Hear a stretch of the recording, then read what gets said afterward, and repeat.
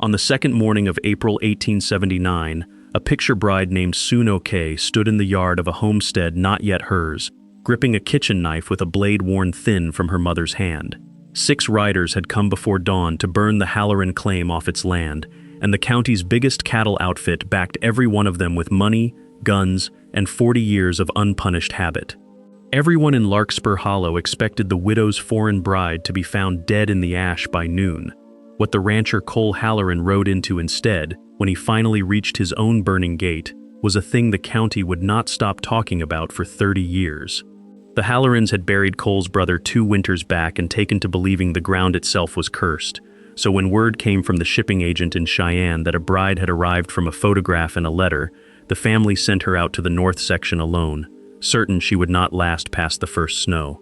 Cole's own mother had said it plainly at the supper table the night before the wedding that never quite happened as a wedding should. She is a burden bought sight unseen, and burdens do not stay. The whole county assumed the place would be empty again by spring, one more failed claim swallowed by the plains the way the last 4 had been swallowed, and nobody troubled to learn her name before they decided her fate.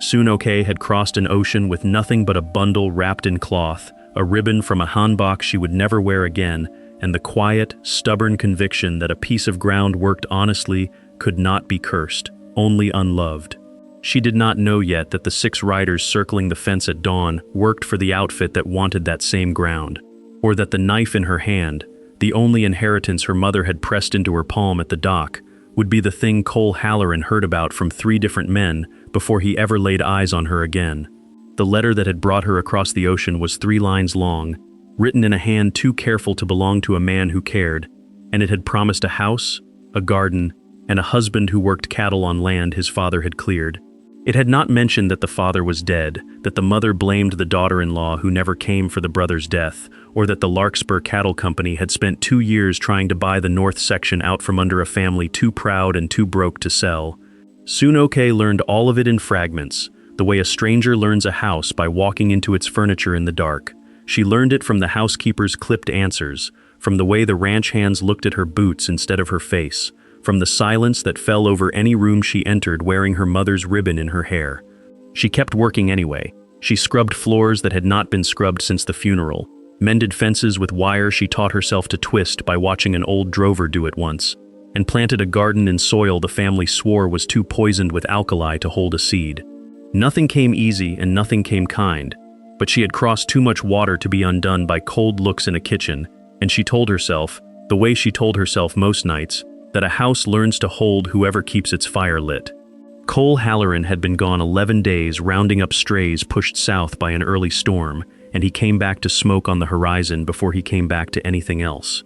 He rode the last 3 miles at a gallop that near killed the horse, past neighbors who would not meet his eyes, past a foreman who mumbled something about the north fence and looked at his boots the way everyone had taken to looking at their boots since the bride arrived. What he found at the gate was not what 11 days of dread had prepared him for. The bunkhouse stood scorched but standing. The barn door hung open on one hinge, empty, and in the yard, in the gray wash of morning that had not yet decided to become day, stood a woman he had married by proxy and never once written to, holding a knife that had clearly been used, her dress torn at the shoulder, her chin lifted the way his own mother's used to lift before an argument she intended to win. Behind her, tied wrist to wrist to a fence post with barbed wire and a length of clothesline, sat 2 of the 6 riders who had come to burn him out, waiting, sullen, disarmed, guarded by a woman the whole county had already buried in conversation. Cole swung down from the horse before it had fully stopped and said the only thing that came to him, low and disbelieving, "You did this alone." The ship had taken 41 days, and Sun-ok had spent most of them at the rail, watching a horizon that refused to change, holding a photograph so often touched the edges had gone soft as cloth. The man in the photograph had a square jaw and eyes that gave nothing away, and beneath his image was a name, Cole Halloran, Larkspur Hollow, Wyoming Territory, that she had practiced saying until it stopped feeling foreign in her mouth. Her mother had not come to the dock. Her mother had said her goodbyes 3 days earlier, in the small room above the noodle shop, pressing a knife wrapped in oilcloth into her daughter's hands and saying nothing about love, because love was not a thing her mother trusted to survive a crossing. "Keep your hands busy and your back straight," she had said instead, "and a woman who can feed herself will never truly starve." Sunoke had carried those words the way she carried the knife, folded close, rarely spoken of. The agent who met her in Cheyenne was a heavy-set man with tobacco-stained teeth, who looked at her the way men looked at cattle at auction, checking her teeth were straight and her hands were not soft, before loading her onto a wagon bound for a ranch 3 days north. He did not tell her that the groom she had been promised had not requested a bride at all, that the letter had come from his mother, written in his name, sent out of desperation after 2 ranch hands quit and a foreman's wife refused to keep house for a family the county had started calling cursed. Sunoko arrived at Larkspur Hollow on a Tuesday in February, stepping down from the wagon into 6 inches of snow, and the first person to greet her was not Cole Halloran but his mother, a narrow woman named Agnes who looked her up and down once and said only, "Well, you'll have to do," before turning and walking back into the house without offering to carry a single bag. Cole himself was 3 days out on a cattle drive and would not return for a week. Sunoke spent that week learning the house the way a soldier learns a battlefield, memorizing which floorboards creaked, which cupboards Agnes guarded jealously, which chores were assigned to her simply because no one else wanted them. She was married by proxy on the 8th day, a ceremony so brief and so cold that she remembered afterward only the justice of the piece's tobacco breath and Agnes's face, arranged into an expression that was not quite a smile and not quite contempt, something in between that Sunoke would come to recognize as the family's default posture toward her. Cole did not speak to her directly for 11 days after the ceremony. He nodded at meals. He left before dawn and returned after dark. When he finally did speak, it was to ask her to pass the salt, and she understood, in that small, unremarkable request, the full shape of the marriage she had crossed an ocean to enter. Not cruelty exactly, but a vast, careful indifference, the kind that could starve a person as surely as any storm. The house itself told her everything the family would not say aloud. There was a room at the end of the hall that no one entered, its door kept shut with a small brass hook that had clearly been added after the fact, and Sunoke understood without being told that it had belonged to the brother, Daniel, who had died 2 winters back in a manner nobody described the same way twice. Agnes said fever. One of the hands, a boy named Tucker who was kinder to her than most, said it had been a fall from a horse spooked by gunfire on Larkspur Cattle Company land, though he would not say more than that before looking over his shoulder and finding something urgent to do elsewhere. Whatever the truth of it, the family had folded inward around the grief like a hand closing over a wound, and Sunoke had arrived into that closed hand as an unwelcome foreign pressure. She kept to her work. She rose before the household to start the fire, and she was the last to bank the coals at night, and in between she performed every task set before her with a precision that Agnes noted only to criticize. The bread too dense, the floors mopped in the wrong direction, the mending too fine for work clothes that would only tear again. Sunoke absorbed the criticism the way she absorbed the cold, without visible reaction, because she had learned early that a reaction was a thing people used against you, a door you opened that they could then walk through. At night, alone in the small room off the kitchen that had been given to her because it was the room closest to the woodpile, and therefore the room requiring the earliest waking, she unwrapped her mother's knife from its oilcloth and turned it over in her hands, testing its weight, remembering the noodle shop's steam-fogged windows and the particular sound her mother's cleaver made against the cutting board, a rhythm so constant it had become the metronome of her whole childhood. She missed nothing about Korea so much as that sound. She wrote letters home that she could not send, describing a husband who was kind, a family who had welcomed her, a house full of warmth, because the truth felt like a confession she was not ready to make even to paper. The land outside her window was flatter and wider than anything she had known, wheat gold in the distance where the grass had not yet frozen, and some mornings, watching the sun come up over that emptiness, she felt something that was not quite hope but was not despair either. A third thing, quieter, that told her the ground itself owed her nothing but might, in time, give something back if she gave it enough of herself first. Spring came late that year, and with it came the first real conversation Sunoke had with Cole Halloran that was not about salt or firewood or which fence needed mending. She found him in the barn one evening, sitting on an overturned bucket with a lantern beside him and his brother's saddle in his lap, oiling leather that no horse had worn in 2 years.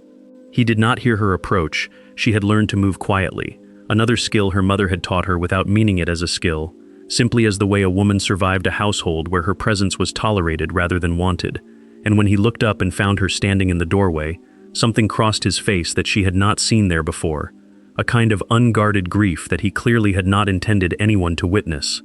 He did not send her away. That alone surprised her. Instead, he said, without looking up again, that Daniel used to talk to this saddle more than he talked to people, and that he supposed that made two of them now, a man and his dead brother's saddle, having the only honest conversations left in the house. Sunoke did not know what to say to that, so she said nothing, which turned out to be the correct response, because Cole kept talking, haltingly, about a brother 2 years younger who had wanted to buy out a rival ranch's water rights and had ridden alone to negotiate it, against every warning, and had come back 3 days later thrown from a horse with a bullet wound Agnes still called an accident to anyone who would listen. Sunok understood then that the family's silence was not cruelty toward her specifically, but a kind of scar tissue that had simply never healed enough to make room for anyone new, and that she had walked into a house still actively grieving, mistaking its grief for rejection. She told him, quietly, that her own father had died when she was 9, and that her mother had never spoken his name again, not once, not even in anger, and that she had learned to carry his memory alone because there was no room made for it anywhere else. Cole looked at her for a long moment in the lantern light, an assessing look, not unkind, and said that he was sorry. Sorry for Daniel, sorry for her father, sorry, though he did not say it outright, for the 11 days of silence he had offered her instead of a welcome. It was not an apology large enough to undo the winter, but it was the first thread of something neither of them had expected to find in that barn, and Sunok walked back to the house that night, turning the conversation over in her mind, wondering, cautiously, the way a person tests ice, whether the man in the photograph and the man in the barn might, after all, be the same person wearing two different kinds of grief. The Larkspur Cattle Company had a name, Buford Wick, and Buford Wick had a way of riding onto other men's land as though he already owned it, which in the case of the Halloran Claims North section, he fully intended to. He came calling 3 days after the conversation in the barn, flanked by 2 hired men who carried themselves like hired men everywhere carry themselves, all shoulders and silence, and he sat his horse at the edge of the yard rather than dismounting, a small insult that Sunoke recognized instantly for what it was. He spoke to Cole as though Sunoke were furniture, offering a price for the north section that was insultingly low and delivered with the confidence of a man who expected no real negotiation, only eventual surrender. Cole refused him flatly, the way he had apparently refused him a dozen times before, and Wick's smile did not so much fade as sharpen, the particular expression of a man recalculating rather than retreating. Before he turned his horse, his eyes passed over Sunoke standing near the porch, and he said something to his men in a low voice that made them laugh, a private cruelty she did not need translated to understand its shape. Cole's jaw tightened, but he said nothing until the riders were well down the road, and then he told her, without her asking, that Wick had wanted that water access since before Daniel died, and that the accident everyone called an accident had happened 3 miles from the very stretch of creek Wick had just tried to buy. He did not say it as an accusation he could prove. He said it as a fact he had swallowed for 2 years because proving it would have cost more than the land was worth, and because Agnes could not survive losing a second son to a fight nobody could win in a territorial court more loyal to cattle money than to justice. Sunok listened to all of it with the particular stillness she reserved for information that mattered, and that night she did something she had not done since arriving at Larkspur Hollow. She sharpened her mother's knife on the whetstone by the woodpile, slowly, deliberately, not because she expected to need it, but because the sound of stone against steel reminded her that she had crossed an ocean already once, survived a winter of silence already once, and was not, whatever Buford Wick believed about foreign brides bought sight unseen, a woman who intended to be moved twice.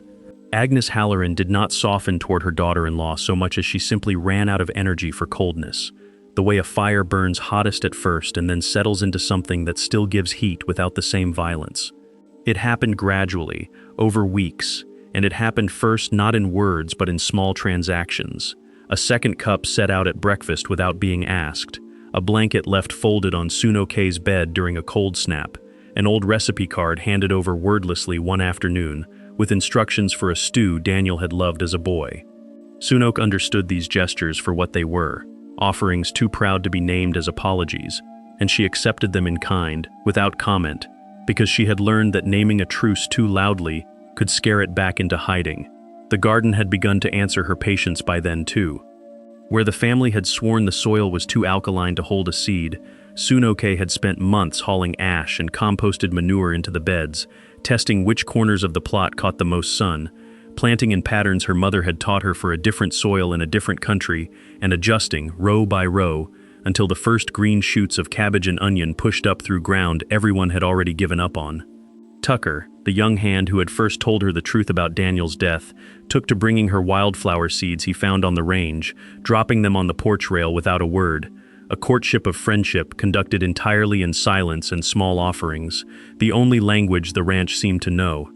Cole watched all of it from a slight distance, the way a man watches a fire catch, uncertain whether to trust it yet but unable to look away. He began finding reasons to be near the house during the hours she worked the garden, mending a gate that did not particularly need mending, checking on horses that were fine, and Sunoke, without acknowledging it directly, began leaving a second cup of tea on the fence post at the hour he usually found his reasons. Neither of them named what was happening between them, because naming it would have required admitting how much of the winter's silence had been fear rather than indifference. His fear of loving anyone the ranch might take the way it had taken Daniel, hers of investing anything further in a home that might, at any moment, decide it did not want her. But the garden kept growing, and the second cup of tea kept appearing, and some truths do not need to be spoken aloud to become true. The first time Cole defended her openly was at the trading post in town, a low log building that served as the only gathering place for 40 miles, and the offense was small enough that Sunoke might have let it pass if he had not stepped between her and the source of it before she could decide for herself. A rancher's wife named Dorothy Pruitt, a woman known throughout the county for a tongue sharper than her husband's plow blade, had made a comment just loud enough to be overheard about foreign wives and what they were really worth, dressed up as a joke the way cruelty in small towns often dressed itself, with a laugh built in so that objecting to it made you the humorless one. Sunoke had heard worse and intended to say nothing, to let the comment die the way she let most comments die, absorbed rather than answered. But Cole set down the sack of flour he was carrying and turned toward Dorothy Pruitt with an expression Sunoke had not seen on him before, quiet and utterly without warmth, and said that his wife had pulled 2 calves out of a breech berth with her bare hands last month, while every other woman in the county, Dorothy included, had been inside by the fire, and that he'd take a wife who worked over one who talked any day of the week. The trading post went very still. Dorothy Pruitt's face went the particular shade of red that comes from being corrected in public by someone with more standing than you, and she found urgent business at the far counter. Sunoke said nothing on the ride home, turning the moment over the way she turned over everything, quietly, from every angle, and it was Cole who finally broke the silence, saying, without looking at her, that he should have said something like that months ago, back when the silence in the house had been his own doing rather than his family's, and that he was done letting people talk about her like she wasn't standing right there. It was not a declaration of love, it was smaller than that and larger than that at once, a man drawing a line and placing himself on her side of it in front of people who mattered to his standing in the county, and Sunoke understood, watching his hands steady on the reins, that something in Larkspur Hollow had shifted in a way that could not easily shift back. Word of the trading post moment traveled the way all small things traveled in Larkspur Hollow, faster and larger than the moment itself had been, and by the following Sunday half the county had heard some version of it, embellished according to whoever was doing the telling. Agnes heard it from 3 separate sources before supper and said nothing about it directly, but Sunoke noticed that her mother-in-law's silence that evening had a different quality than the silences of the winter, something closer to consideration than dismissal. It was Agnes who finally spoke first, days later, while the two of them shelled peas on the porch in the long gold light of early evening, saying, without preamble, that Daniel used to say the ranch would only survive if somebody married into it who was tougher than the ground itself, and that she supposed, watching Sunoke work a garden the whole county had called impossible, that her son might have found exactly that kind of woman without either of them realizing it in time. It was the closest thing to an apology Agnes would ever offer, and Sunoke accepted it the way she accepted most things now, without demanding more than was given, because she had learned that some people showed love only in the currency they had left after grief had spent the rest. The two women fell into an uneasy but genuine rhythm after that, Agnes teaching her the family recipes that had come west from Ohio 2 generations back, Suno-ke teaching Agnes in turn small phrases of Korean that made the older woman laugh in a way Sunok had not yet heard from her, a rusty, surprised sound like a door opening after years shut. Tucker took to eating supper with the family more nights than not, and the conversation around the table, once so careful and clipped, began to stretch late into the evening, filled with the ordinary business of a working ranch, rather than the careful silence of a house still mourning. Suno-ke began to understand that grief did not leave a house all at once. It left in increments, traded slowly for small acts of trust, and she had, without entirely meaning to, become one of the currencies by which that trade was made. But even as the house warmed around her, she could not shake the sense that Buford Wick had not simply ridden away after his refusal, that men like him did not surrender a fight, they only changed which weapon they intended to use next. The hidden wound in Cole Halloran revealed itself fully on a night neither of them had planned for, when a summer storm rolled in hard and fast off the mountains, and Cole did not come in from the barn at the hour he usually did. Sunok found him there an hour past dark, not working, simply sitting in Daniel's old stall with the lantern unlit and his back against the wooden slats, and when lightning cracked close enough to rattle the barn's tin roof, she saw his shoulders flinch in a way that had nothing to do with the storm and everything to do with a memory. She did not ask what was wrong. She had learned by then that some grief needed silence before it could find words, so she simply sat down beside him in the dark, close enough that he would know he was not alone in it, and waited. It took the better part of an hour before he spoke, and when he did, his voice was rougher than she had heard it. He told her that the gunfire that had spooked Daniel's horse 2 years back had come from his own rifle, that he and Daniel had been riding the boundary line together when they spotted Wick's men on Halloran land, and that Cole had fired a warning shot meant for the trespassers that had instead panicked Daniel's horse into a dead run toward a ravine neither of them had seen in the dust. He had never told Agnes the truth of it. He had let her believe all this time that Wick's men had fired the shot, because the real truth, that he had killed his own brother trying to protect land that had since nearly cost him everything else, was a weight he had decided alone to carry rather than share. Suno-ke did not offer him easy comfort, because she understood that easy comfort was not what 2 years of silent guilt required. She told him instead, plainly, that a warning shot was not a murder, that grief had a way of turning accidents into unforgivable acts inside a person's own mind long after everyone else had moved past them, and that carrying a lie to protect his mother from pain had cost him more than the truth ever would have.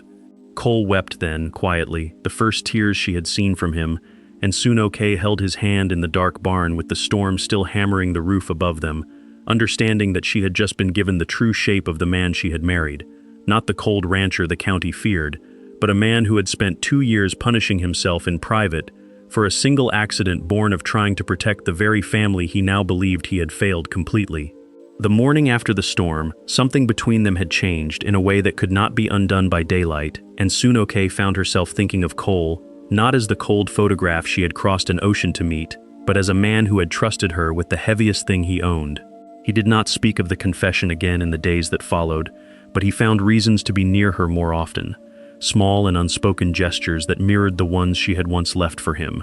A chair pulled out at supper, a hand offered crossing the creek where the stones ran slick, a coat draped over her shoulders during an evening that had turned unexpectedly cold.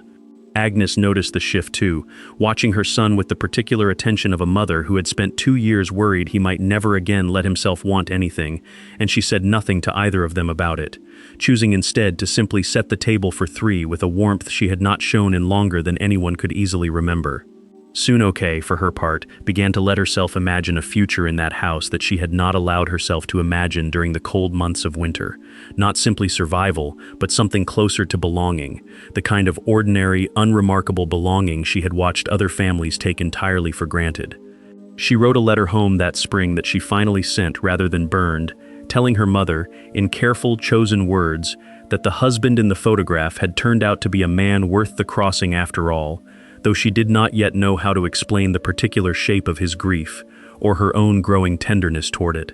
Tucker, watching the two of them from his post-mending fence one afternoon, remarked to no one in particular that the ranch felt different than it had felt since before Daniel died, lighter somehow, as though a window long painted shut had finally been forced open to let in air the house badly needed. But even as the household settled into something like peace, Buford Wick had not stopped moving pieces on the board only he could fully see. A land surveyor arrived in town that same week, hired quietly and paid well, walking the boundary lines of half the county's ranches under the pretense of updating territorial records, though anyone paying close attention noticed he spent an unusual amount of time studying the creek access along the Halloran's north section, sketching notes that had nothing to do with any official survey Larkspur Hollow had requested. The surveyor's true purpose came to light through Tucker, who had a cousin working as a clerk in the territorial land office, and who rode out one evening at a gallop that told Soon-Oak something was wrong before he had even dismounted. Buford Wick, it turned out, had found a clause in an old territorial statute concerning unimproved water access, a piece of legal language so obscure that even the county judge had needed 2 days to confirm it was real, which allowed a neighboring claim to petition for shared rights to any creek crossing a boundary line if the original claim could be shown to have left that access unimproved for a period of 2 years or more. Daniel's death had frozen improvement on the north section exactly 2 years and 1 month prior, a fact Wick had clearly been tracking with the patience of a man who understood that some victories took longer to harvest than others. The petition would go before the circuit judge in 3 weeks' time, and if it succeeded, Wick would gain not just water access but a legal foothold that county lawyers agreed would make the rest of the north section indefensible within a year. Cole received the news with a stillness that frightened Soon-Oak more than anger would have, because she recognized it as the same stillness he had worn in the barn the night of his confession, a man retreating into the private, punishing arithmetic of blame.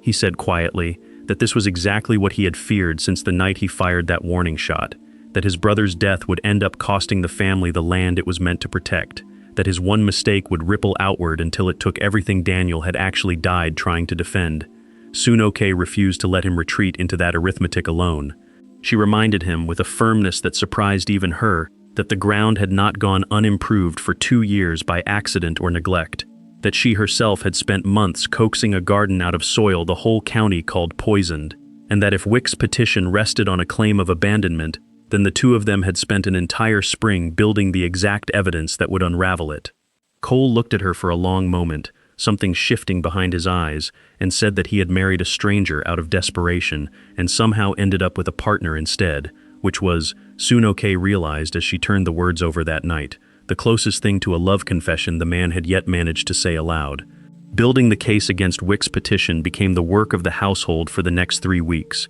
and Soon-Oak found herself at the center of it in a way she could not have imagined the winter before.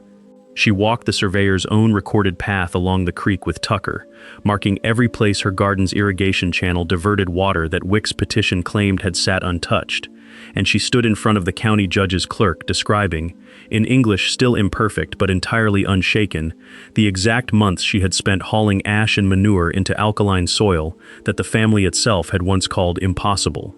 Agnes testified too, describing improvements to the property that predated Soon-Ok's arrival, but that the family had simply never bothered to file with the land office, records of fence repair and well digging that Daniel himself had documented in a ledger nobody had thought to consult until Soon-Ok found it, water-stained but legible, in a trunk in the shut room at the end of the hall.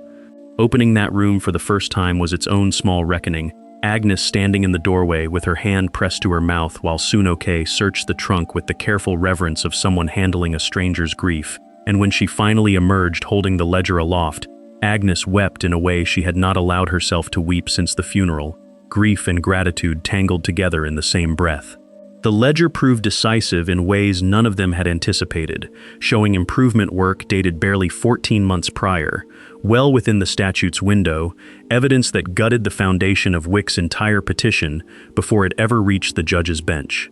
Word of the discovery spread through the county nearly as fast as the Trading Post story had, and this time the story that traveled was not about a foreign bride bought sight unseen, but about the wife who had outlawyered the biggest cattle outfit in the territory using nothing but a dead man's ledger and a garden everyone had once called impossible. Dorothy Pruitt, Soon-Ok heard secondhand, had gone very quiet on the subject of foreign wives after that, But Buford Wick did not take the unraveling of his petition well, and word reached the ranch within days that he had been seen riding with men who did not work cattle for a living, men whose reputations in the territory ran considerably darker than land disputes and legal petitions. The men Wick had taken to riding with were the kind the territory dealt with quietly when it dealt with them at all, hired guns who drifted between range wars and claim disputes across 3 counties, paid in cash that never appeared on any ledger, and asked no questions about the nature of the work. Cole rode to the sheriff's office in town the day the rumor reached him, only to be told what he had half expected, that the sheriff's jurisdiction ran thin this far from the county seat, and thinner still when it came to men who had not yet broken a law anyone could prove, and that the best the office could offer was a promise to ride out if trouble was reported after the fact, which struck both Cole and Sunoke as a promise better suited to burying the dead than protecting the living. Sunoke, listening to Cole recount the conversation that evening, found herself thinking of her mother's advice at the dock: keep your hands busy and your back straight, and understanding for the first time how literally that advice might need to be taken. She had spent the spring learning the land, learning the family, learning the particular silent language of a house healing from grief, and she found that all of it had left her with a clearer read on the ranch's vulnerabilities than she might have had a year earlier. Which fences sat furthest from the house, which nights the hands rode into town and left the property thin on watchers, which parts of the boundary line a man could approach without being seen until he was already inside the gate. She did not share these observations as fear. She shared them, when she finally did share them, as preparation, sitting across from Cole at the kitchen table with a candle burned low between them, saying plainly that a man like Wick did not ride with hired guns because he intended to negotiate, and that the household needed a plan for the possibility of trouble that did not depend entirely on a sheriff 3 hours away. Cole listened to her with the same expression he had worn the night he called her a partner rather than a stranger, and by the time the candle guttered out, they had agreed between them on watches, on signals, on which of the family's few firearms would stay loaded and where, and on the understanding, unspoken but mutual, that whatever came next, neither of them intended to face it as separately as they had faced that first cold winter. The trouble came on a night Cole was not there to face it, called away at dusk by a neighboring rancher whose cattle had broken through a shared fence line during a windstorm, a summons that Sunoke would later understand had been engineered. Another piece Wick had moved into place with the same patience he had shown waiting out the 2-year statute. Cole rode out reluctant and uneasy, and Sunoke watched him go with a nod of worry she did not examine too closely, busying her hands instead with the evening chores, banking the fire, checking the horses, walking the near fence line the way the two of them had agreed she would each night, since the rumors of hired guns had reached the ranch. It was well past midnight when she heard it, not the sound of one horse but several, moving with a deliberate quiet that told her immediately these were not neighbors and not lost travelers, and by the time she reached the window, the first torch was already arcing toward the bunkhouse roof. She counted 6 riders in the time it took her to grab her mother's knife from beside the bed, moving through the house with a calm that surprised her even as she felt it, because panic, she understood in that moment with total clarity, was a luxury the situation could not afford her. Agnes she found already awake, roused by the smell of smoke, and Sunoke made the older woman promise to stay low and get to the root cellar, a promise Agnes gave only after Sunoke told her, with a steadiness she did not entirely feel, that she had a plan and needed Agnes safe to carry it out. The bunkhouse caught fast dry timber and older thatch, giving the fire more hunger than it deserved, and 2 of the riders dismounted to move toward the barn where the horses were stabled, clearly intending to burn the ranch's entire capacity to work down to nothing in a single night. Sunoke moved through the smoke toward the barn from the blind side, the side she had walked 100 times mending fence and knew better than any of the 6 men who had ridden in, expecting an empty house and an undefended claim, and she understood, gripping the knife her mother had pressed into her hands at a dock half a world away, that everything the crossing had asked of her had been preparing her, without either of them knowing it, for exactly this night. The first man she came upon in the barn's shadowed interior was crouched by a stall trying to spook a horse loose with a burning brand, too absorbed in the task to hear her approach, and Sunoke did not hesitate the way a person hesitates when they have time to consider consequences. She drove her shoulder into his back and brought the flat of her mother's knife down hard against his wrist, sending the brand skittering into a bucket of water Tucker had left half full near the stall door for exactly this kind of accident, and the man went down cursing, more startled than hurt, but disoriented enough that Sunoke had the length of clothesline from the tack wall around his wrists before he fully understood what had happened to him. The second man came at the sound of the first one's cursing, and this one she met with less advantage. A bigger man who caught her arm before she could bring the knife to bear and shoved her hard enough into a support post that stars broke across her vision. She did not go down. She had learned over a winter of a household that gave nothing freely, that going down was a decision as much as a consequence, and she twisted free of his grip using a motion her mother had shown her once, laughing, in the kitchen above the noodle shop, demonstrating what she called an old trick for men who mistake a small woman for a soft one. The man overcorrected, off balance, and Sunoke used the moment to drive the knife's handle, not its blade, hard into the base of his skull, a blow that dropped him to his knees, dazed rather than dead. Because even in the chaos of the barn, some part of her mind had already decided that dead men answered no questions, and she intended, when this was over, to have answers. She bound his wrists the same way she had bound the first man's, working fast with hands that had gone entirely steady now that the worst of the fear had burned off into pure, focused motion, and she dragged both men out to the fence post nearest the gate, the most visible spot on the property, because some instinct told her that whoever came looking for the ranch's remains by morning needed to see immediately that this had not gone the way it was planned. The other 4 riders, occupied with the bunkhouse fire and apparently unaware yet that 2 of their own had gone silent, gave her the window she needed to finish what she had started. Sunoke used the water trough and a bucket chain she rigged alone to slow the bunkhouse fire enough that it would not spread to the main house, working with a grim efficiency that came less from training than from sheer refusal to lose the home she had spent a season learning to call her own. And by the time the remaining 4 riders realized their fire had been contained rather than left to spread unchecked, dawn was beginning to gray the eastern sky, and the element of surprise that had brought them to Larkspur Hollow in the dark had burned away with the flames. 2 of them rode off without further attempt at the property, unwilling, Sunoke guessed correctly, to be caught at sunrise on a claim where 2 of their own already sat bound and visible from the road.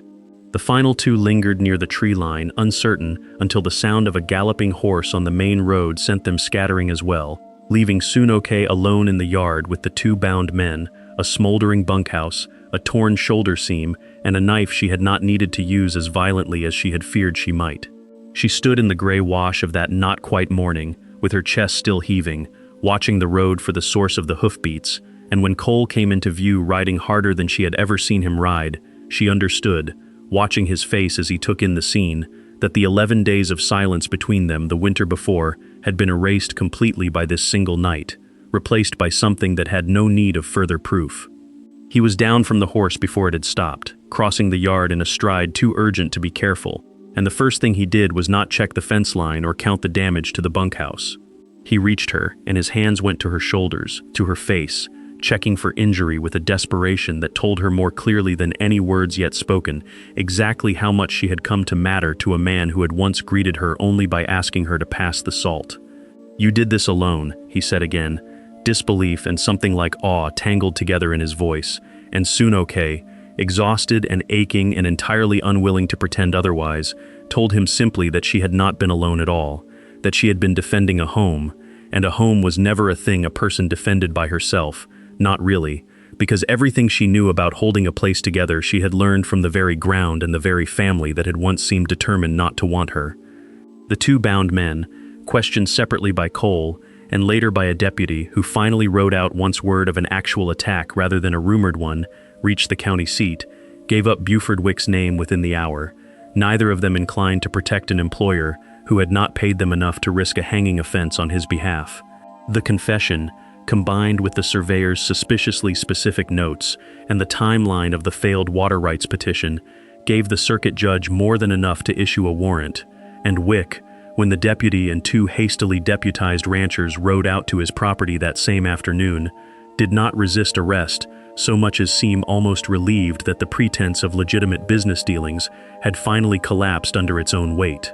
The county's verdict on the matter, delivered informally in the trading post and the church pews and every kitchen table between Larkspur Hollow and the county seat, was swift and nearly unanimous, a complete reversal of the whispers that had once trailed Sunoke through town.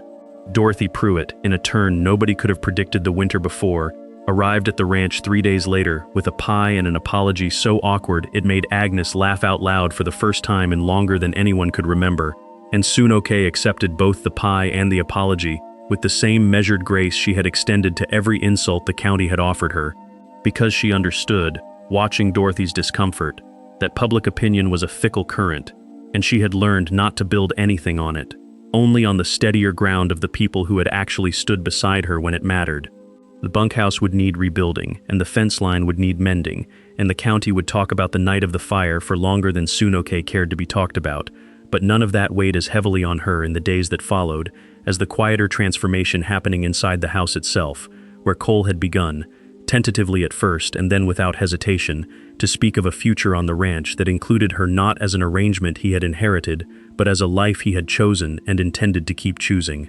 Agnes, watching her son's face across the supper table one evening, remarked to Sunoke privately that she had not seen him look at anyone the way he looked at her since long before Daniel's death, and that whatever the letter that had brought her west had promised, it had clearly undersold what the ranch had actually received. Summer settled over Larkspur Hollow the way summer settles only after a hard winter has been fully survived, generous and unhurried, and the ranch that had once felt like a house of careful silences now filled most evenings with the ordinary noise of a family that had chosen, deliberately and completely, to become one. The garden Sunoke had coaxed out of soil the whole county once called poisoned had grown into something the neighboring ranches sent their own wives to study, and she found herself, without quite intending it, becoming something like a teacher, showing other women the patient work of ash and manure, and patience that had turned alkaline ground into rows of cabbage and squash and beans, that fed not just the Halloran table, but half the families along the creek during a lean stretch in July. Tucker had taken to courting a girl from town with a confidence Sunoke privately suspected he had learned from watching Cole finally find his own, and Agnes had begun, slowly, to speak of Daniel without the flinch that had once accompanied his name, telling stories at supper that made the table laugh rather than fall silent. Grief transformed at last into the kind of memory a family could actually hold, rather than merely endure. Cole proposed to her properly that August, a real proposal this time rather than a proxy ceremony conducted by a tobacco-chewing justice of the peace, kneeling in the very garden she had built from nothing, with her mother's ribbon tied around the ring he had commissioned from a silversmith 3 towns over, a small, deliberate echo of the ribbon she still wore in her hair some mornings, the last unbroken thread to the noodle shop and the mother who had sent her west with nothing but a knife and an instruction to keep her hands busy. Sunoke said yes with tears she did not try to hide, because she had learned over a year that had asked more of her than she had ever expected any year to ask, that hiding her feelings had never actually protected her from anything, only delayed the moment when she allowed herself to be fully known. The wedding they held that September was not large by the standards of a proper Eastern ceremony, but it filled the ranch's yard with more people than Larkspur Hollow had gathered for a single occasion in years. Neighbors and hands, and even, at Agnes's own insistence, Dorothy Pruitt seated near the front, and Sunoke stood beneath a canopy Tucker had built from cottonwood branches wearing a dress that combined, for the first time since she had crossed the ocean, both worlds she belonged to, a western cut sewn with her mother's ribbon at the waist. The county that had once assumed she would not survive the winter came, that September, to watch her married properly, and Sunoke stood at the center of it with a steadiness that had nothing left to prove to anyone in that yard, because the proving had already happened, quietly, over a year of work nobody had witnessed, until the results became impossible to ignore. Buford Wick's trial concluded that same week with a sentence that satisfied the county's sense of justice, if not entirely its appetite for spectacle, and word reached the wedding reception that he had been shipped east to serve his term in a territorial prison, a fitting quiet end for a man who had spent 2 years trying to take by fraud and fire what he could never have earned by decency. Sunoke found herself, in a rare private moment during the celebration, standing again at the fence post where she had once tied 2 bound men in the gray light of that terrible dawn, and she found that the memory no longer carried the sharp edge of fear it once had, softened instead into something closer to pride, evidence of a night she had survived by trusting entirely in herself when trusting in anyone else had not been an option. Cole found her there, as he had found her there before, and slipped his hand into hers without a word, the two of them watching the last of the wedding guests dance by lantern light in a yard that had once, not so long ago, been scorched and smoking. He told her, quietly, that he used to think the ranch was cursed, that Daniel's death had marked the ground with something that could never be undone, but that watching her build a garden out of poisoned soil and a marriage out of a proxy ceremony neither of them had wanted, had taught him something he suspected would take the rest of his life to fully understand. That ground was never cursed, only waiting for someone patient enough to prove otherwise. Sunok leaned into him, feeling the particular warmth of a night that had finally, completely, stopped asking anything more of her than simple presence, and thought of her mother in the small room above the noodle shop, wondering if there was any way to send word across an ocean that the ground her daughter had been sent to, sight unseen, had turned out, against every expectation the county once held, to be exactly the kind of ground a person could finally call home. The years that followed were not without their own hard seasons, because no ranch on the frontier was ever promised an easy road twice over, but Sunoke faced each one from a footing entirely different than the footing she had arrived on. No longer a stranger enduring a house that tolerated her, but a woman whose name the household spoke with the same weight as any founding members. She gave birth to a daughter the following spring, a girl with her father's steady eyes and her mother's stubborn chin, and Agnes, holding her first grandchild in the same kitchen where she had once told Sunoke coldly that she would simply have to do, wept openly and without embarrassment, saying that she had never imagined the house could hold this much joy again after Daniel, and that she owed every bit of it to a daughter-in-law she had once judged before ever learning her name.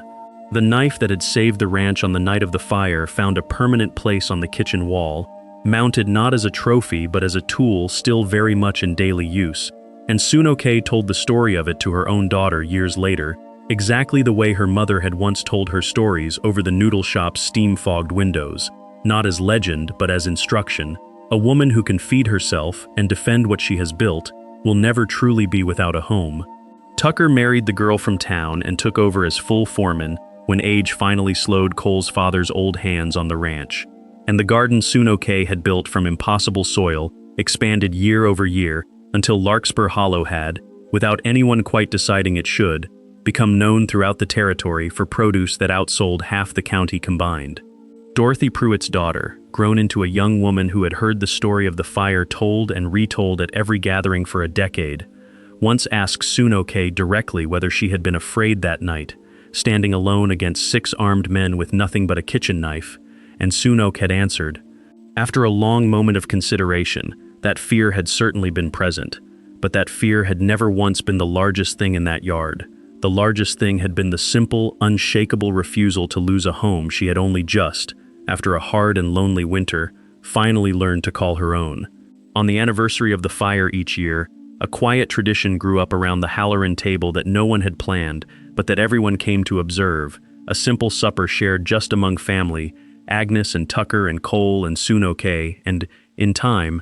3 children who grew up hearing the story of the night their mother defended the ranch alone as easily as they heard any other piece of family history, neither embellished into myth nor buried in modesty, simply held as the truth of who she was and what the ground had asked of her before it finally agreed to become theirs. Cole, older now and grayer at the temples, still told the story his own way each year, always ending it the same, with the moment he rode into the yard expecting devastation and found instead his wife standing guard over 2 bound men, her chin lifted the exact way it had been lifted every difficult day since, and he always paused there, at that image, letting the silence around the table hold it a moment longer than strictly necessary, because some moments earned that kind of reverence. Sunoke, listening to her own history recounted at her own table by the man who had once greeted her only by asking her to pass the salt, understood something she had not fully understood on the night of the fire itself, exhausted and aching in the gray light of that terrible dawn. That survival had never really been the point, not entirely.